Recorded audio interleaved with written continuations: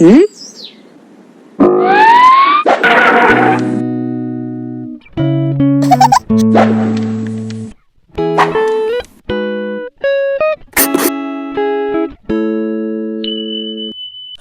Ruben here and welcome to Anatomy Movement, where anatomy becomes funatomy.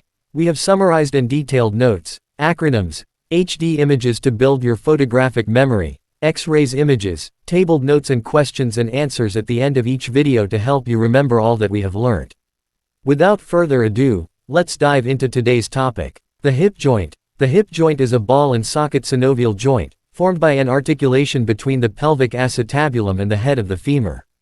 It forms a connection from the lower limb to the pelvic girdle, and thus is designed for stability and weight bearing, rather than a large range of movement. In this video, we shall look at the anatomy of the hip joint, its articulating surfaces, ligaments and neurovascular supply. Structures of the hip joint. Articulating surfaces. The hip joint consists of an articulation between the head of femur and acetabulum of the pelvis. The acetabulum is a cup-like depression located on the inferolateral aspect of the pelvis. Its cavity is deepened by the presence of a fibrocartilaginous collar, the acetabular labrum. The head of femur is hemispherical, and fits completely into the concavity of the acetabulum. Both the acetabulum and head of femur are covered in articular cartilage, which is thicker at the places of weight bearing. The capsule of the hip joint attaches to the edge of the acetabulum proximally.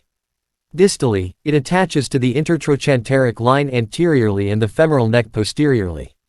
Ligaments. The ligaments of the hip joint act to increase stability. They can be divided into two groups, intracapsular and extracapsular. Intracapsular. The only intracapsular ligament is the ligament of head of femur. It is a relatively small structure, which runs from the acetabular fossa to the fovea of the femur. It encloses a branch of the obturator artery to head of femur, a minor source of arterial supply to the hip joint.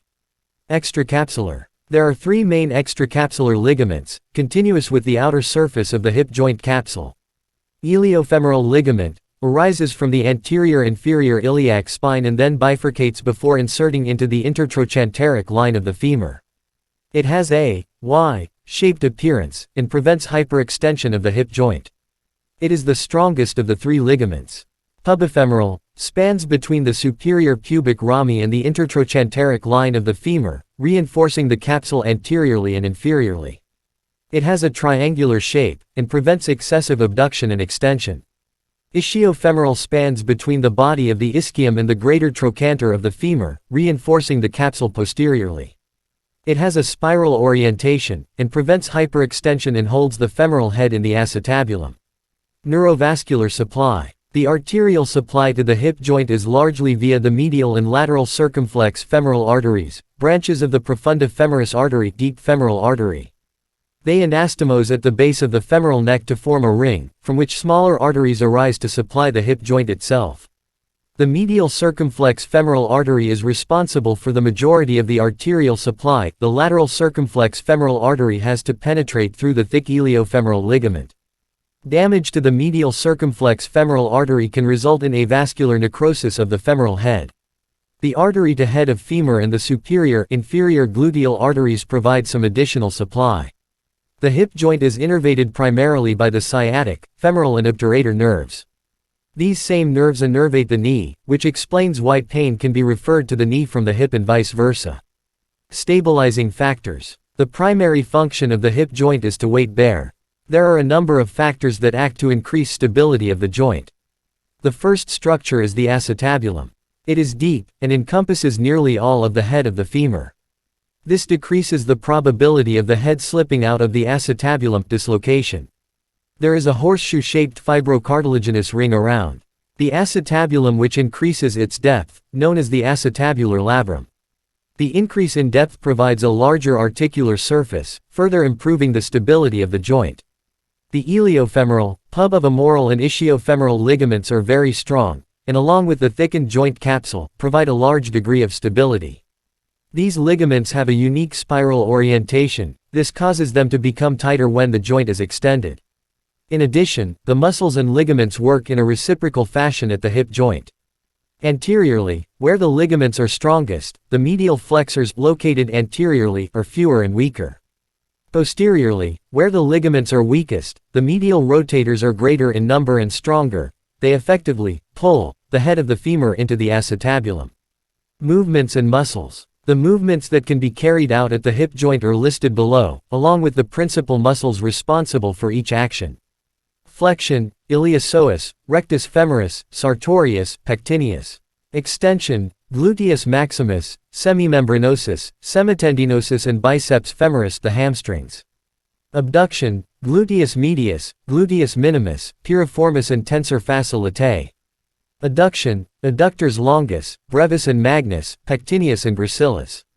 Lateral rotation, biceps femoris, gluteus maximus, piriformis, assisted by the obturators, gemelli and quadratus femoris.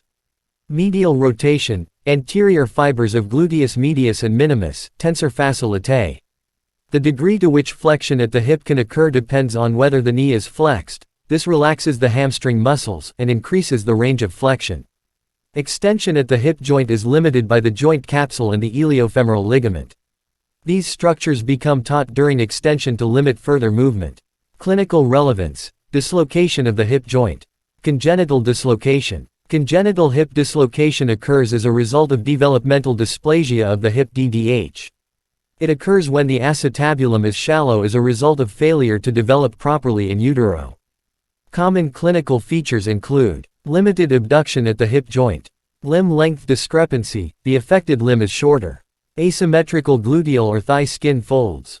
DDH is usually treated with a Pavlik harness. This holds the femoral head in the acetabular fossa and promotes normal development of the hip joint. Surgery is indicated in cases that do not respond to harness treatment.